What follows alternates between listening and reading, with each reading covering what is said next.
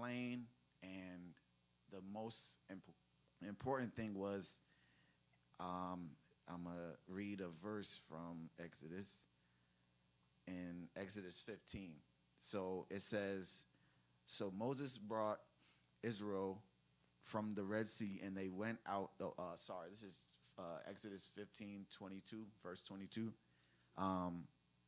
So Moses brought Israel from the Red Sea, and they went out into the wilderness of Shur, and they went 3 days in the wilderness and found no water. And when they came to Marah, they could not drink of the waters of Marah, for they were bitter. Therefore the name of it was called Marah. And the people murmured against Moses, saying, what shall we drink?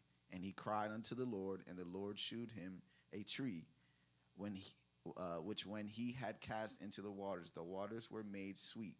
There he made for them a statute and an ordinance, and there he proved them, and said, if thou wilt diligently hearken to the voice of the Lord thy God, and wilt do that which is right in his sight, and wilt give ear to his commandments, and keep all his statutes, I will put none of these diseases upon thee, which I have brought upon the Egyptians, for I am the Lord that healeth thee. And they came to Elim, where 12 wells of water and 70 palm trees, and they encamped there by the waters. So with this, you can see how this is what I was basically explaining, how they were, taken away from that bondage, and God gave them new life. But the problem is in the next chapter, where I'm going to read from Exodus 16, and this is verse 2. And the whole congregation of the children of Israel, I just want you to pay attention to the fact that it said the whole congregation. You could kind of see how, I'm not saying anybody in church or outside or on live or whatever the case may be, but this is the word of God, meaning God is accounting for every single person. He's not saying, oh, this person, that person, this person, that person only said that. No, he's including everybody, whether they did it or whether they did not do it. So that helps you understand, like, sometimes just because you're the only good person there, or it's half good and half bad, it's everybody included. So when you see this helps you understand that just because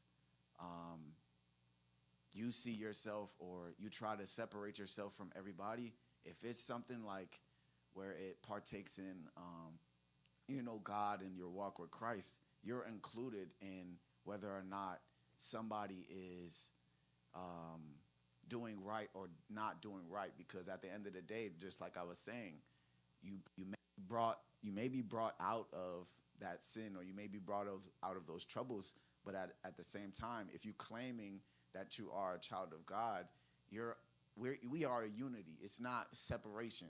There is no separation. Whether you come to Christ and make that change and you still mess up, or whether you make that change and you do right and you try to live a righteous life.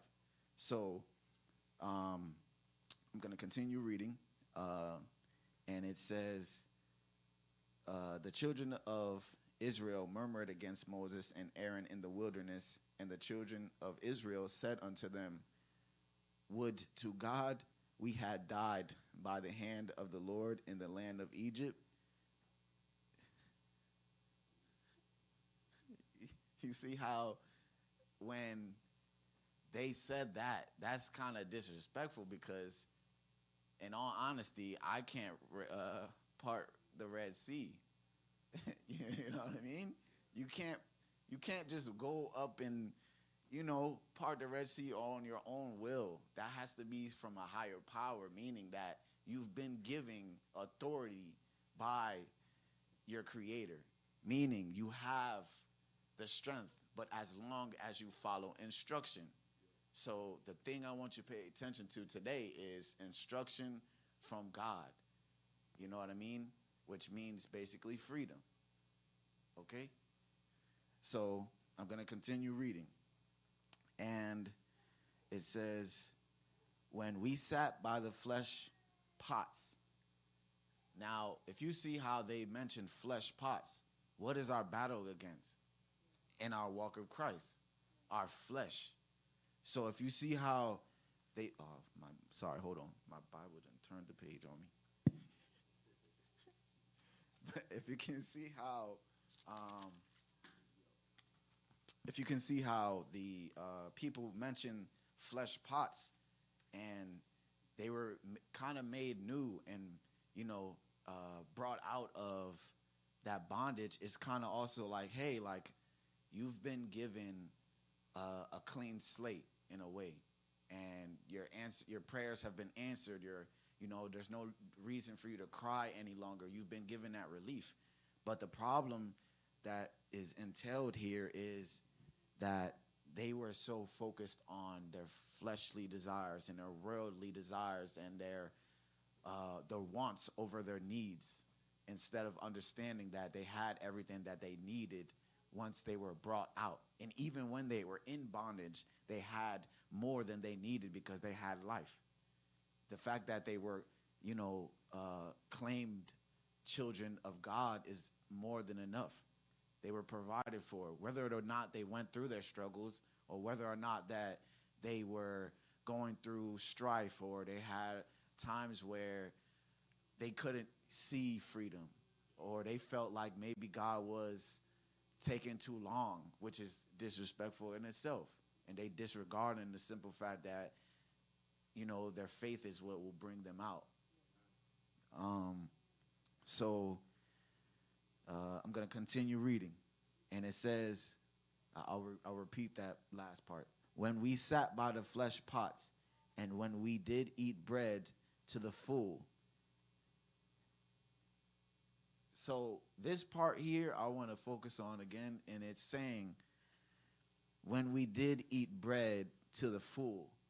Now, like I was saying 2 weeks ago at the last time, I was mentioning how when you're in that sin, it's very, very, very comfortable. When you're going through like a false facade where your life feels very great when you're living in sin. And it doesn't have to mean that you are partaking in sin. It's just you live in a sinful world. So yeah, everything might seem like it's perfect or there's nothing going wrong. But like I was mentioning last time, there's a difference between the flesh and the spirit. There's the soul and the body.